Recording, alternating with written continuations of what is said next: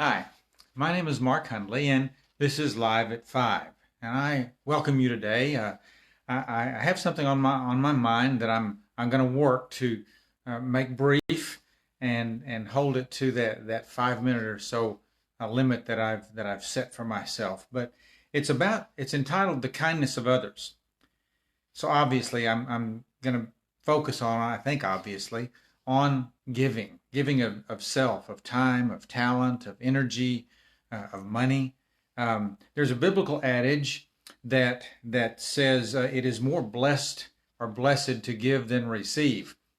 I understand that. I think there are people who feel that way. I know that this blessing, this blessed part, is what drives places of worship. It's what keeps them afloat and allows them to do the kinds of things in the.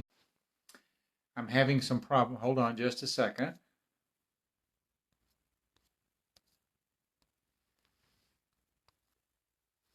Okay, I'm back. I apologize. My little screen said I'm having trouble connecting, so I need to reconnect. So let's get back to this. The kindness of others, more often than not, focuses on some sort of giving. And like I said, there's a biblical adage that said it's more blessed to give or blessed to give than to receive. It's what keeps places of worship afloat, doing what they do in the community. Giving also drives political campaigns. Giving empowers nonprofit organizations to do all of the things that nonprofits do to reach out to and connect with the communities and take care of families and organizations and just do wonderful work. So in a sense, it's more blessed to give than receive. We give out of an abundance, and sometimes we give out of our heart because it moves us. We may not have a tremendous amount of resources, but we give because it makes sense.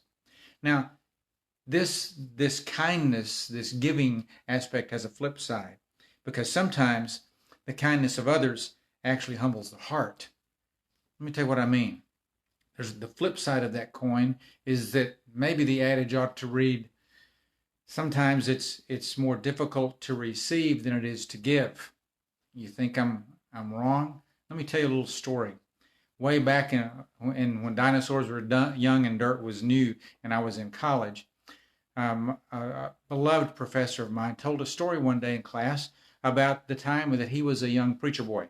He was in seminary, and one of the things that seminarians did often was they filled in at churches or in small churches who didn't have a pastor or just needed seminarians to fill in. And he was connected with this small church, this small country church, and he would drive from the city every Sunday to and spend all day long and present sermons to this congregation, and they loved him.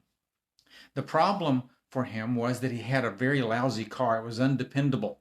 So very often he found himself either unable to leave on time because it wouldn't start, or halfway in between his place of residence and the church, his car would stall.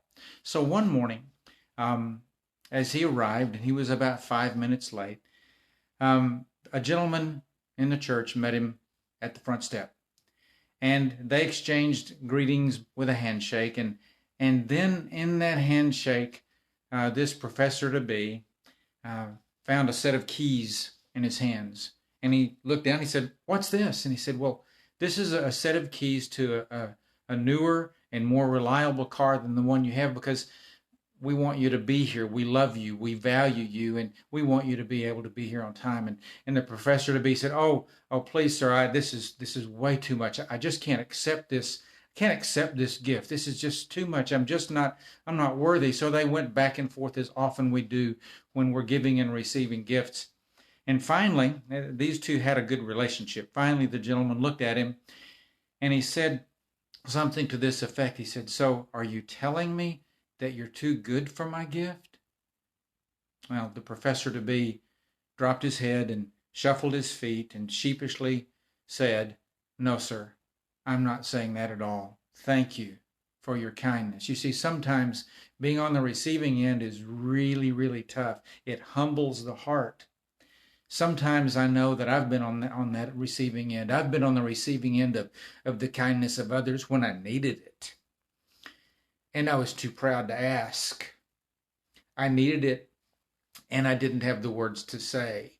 but someone paid attention to me and they listened to me. They listened to the way I lived, and they gave out of their abundance or their need to be a part of my life. It was hard for me to receive. It humbled me. We have a lot of people today who typically would give out of the abundance of their heart, give to causes that are near and dear to them. And they're unable to because they find themselves on the needy end. They find themselves on this end of needing food, needing clothing, needing transportation, needing support, needing answers, needing a job. We have all kinds of people, perhaps more than we've had in decades, who find themselves in this position they may never have been there before.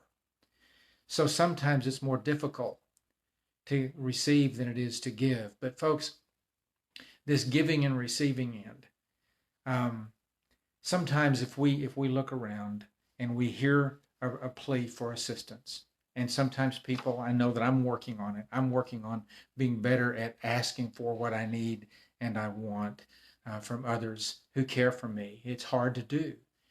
And sometimes they just know and they give to me anyway. But sometimes as a giver, we need to be aware and be sensitive of the need to maintain the dignity and the respect of that individual. And sometimes we might need to preface what we give to this person who really is in need and may never have been in need before and say, you know what? I value you. I value who you are. I value what you give to the world. I value you as a person.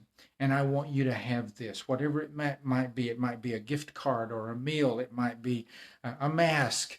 It might be money. It might be a ride. It might be something even bigger, maybe even smaller, but it meets the need. So guys, this giving and receiving thing that we do, sometimes it is more blessed to give than receive, but sometimes the giving, the human kindness that's demonstrated in giving humbles the heart. And don't we probably need a bit more humility in our world today? I know I do.